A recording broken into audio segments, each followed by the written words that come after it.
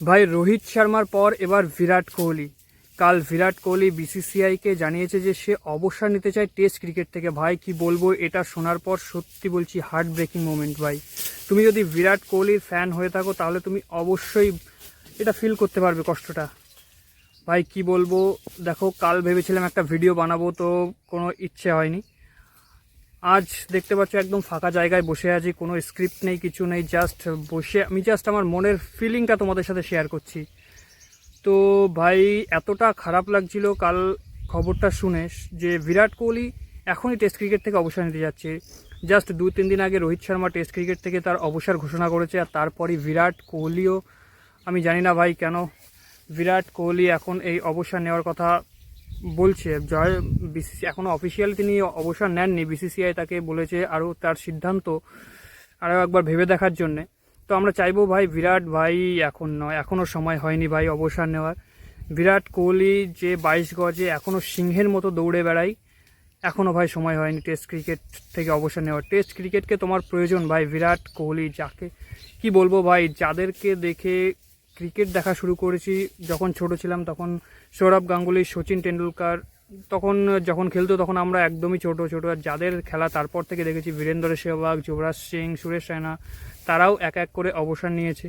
আর যাদের খেলা দেখে ক্রিকেটকে এত ভালোবাসা, ক্রিকেটের প্রতি এত আকর্ষণ, সেই বিরাট কোহলি, MS ধোনি, রোহিত শর্মা, এরাও এক এক করে ভাই এখন ক্রিকেট থেকে অবসর নিয়ে নিচ্ছে। ভাই সত্যি বলছি, জাস্ট আমি ফিলিংটা তোমাদের সাথে শেয়ার করতে পারছি না ভাই, এতটা কষ্ট হচ্ছে। এর আগে MS ধোনি সব রকম ইন্টারন্যাশনাল ক্রিকেট থেকে অবসর নিয়েছেন, তো এখনও তিনি IPL খেলেন। তারপর রোহিত শর্মা এবং বিরাট কোহলি, যারা 2024 সালে T20 ওয়ার্ল্ড কাপ জেতার পর দুজনেই কিন্তু T20 থেকে অবসর নিয়েছেন। আর রিসেন্ট 2-3 দিন আগে রোহিত শর্মাও টেস্ট ক্রিকেট থেকে অবসর নিয়েছে। এখন বিরাট কোহলি। ভাই সত্যি কিছু বলার নেই। বিরাট কোহলি ভাই আরও একবার ভাই, এখনও সময় হয়নি টেস্ট ক্রিকেট থেকে অবসর নেওয়ার। টেস্ট ক্রিকেটকে তোমার প্রয়োজন ভাই। বিরাট কোহলি বলেছিলেন যে তিনি টেস্ট ক্রিকেটে 10,000 রানের মাইলস্টোন কিন্তু পূর্ণ করতে চান, আর যেটা পূরণ হতে এখনও 770 রান মতো বাকি আছে। তো আমরা চাইবো বিরাট ভাই 10,000 রান টেস্ট ক্রিকেটে পূর্ণ করো, আরও 1-2 বছর তোমার খেলা দেখতে চাই ভাই।